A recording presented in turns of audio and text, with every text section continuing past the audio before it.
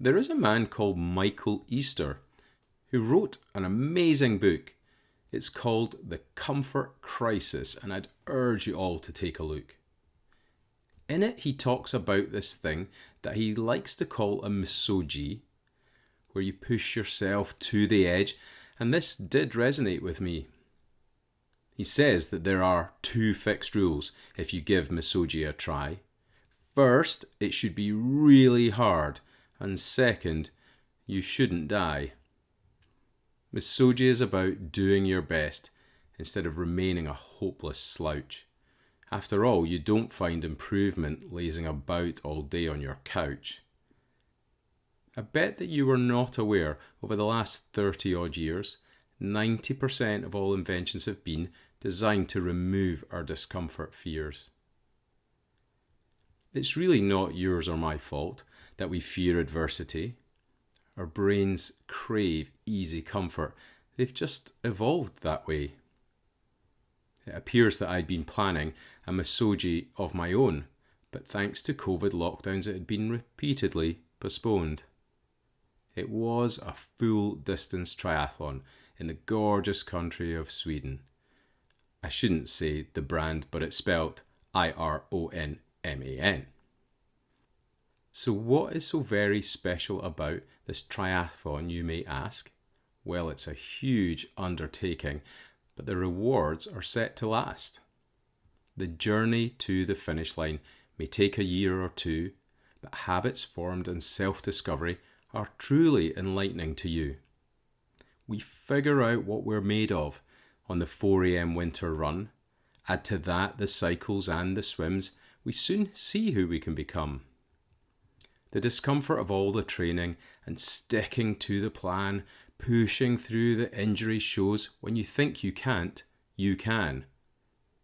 It also helps you realise that happiness and pleasure are not the same. The former takes work leading to satisfaction. Pleasure is a joy that usually results in pain. You start to realise what's important and what you can do without. It seems loads of proverbs are right. You just need to figure them out. Now let me sum up what's involved with this misogyny distance triathlon. 3.8k swim, then a 180k bike ride, all followed by a full marathon. Yes, this all sounds pretty insane, and I guess that's how it's supposed to be. But I'm convinced anyone can do this. If in doubt, just have a look at me. I'm not fast, and I'm really overweight, and sometimes I fail to commit. But the training taught me accountability, consistency, and how to have grit. I stopped with all the late night fun and tried to be plant-based. I missed monthly pizza lunches at work, and I'm sure this all helped the way I raced. Soon race day was upon me. Here I could tell you all the bad stuff, like logistics and anxiety-filled Portaloos, and how the aid station pickles were rough.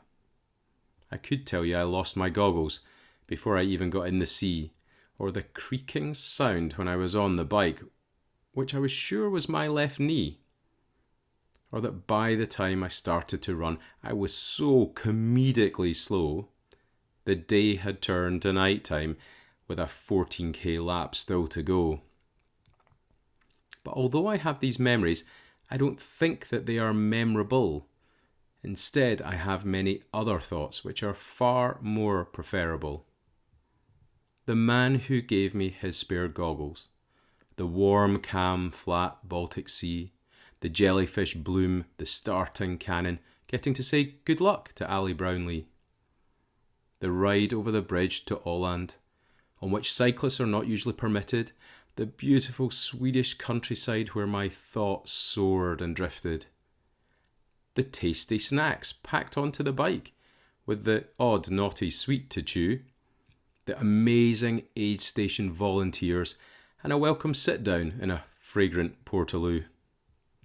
The families partying in their gardens, banging tunes and hosepipe fun, kids holding tap here for power signs, all taking my mind off the run. And as I finished my final lap, the crowds filled the narrow streets, clapping hands and shouts of "Hey, ya!" to thumping finish line beats. I ran up the carpet to the end with a grin that was near obscene. In my head, Eye of the Tiger was playing, but in fact, it was ABBA's Dancing Queen.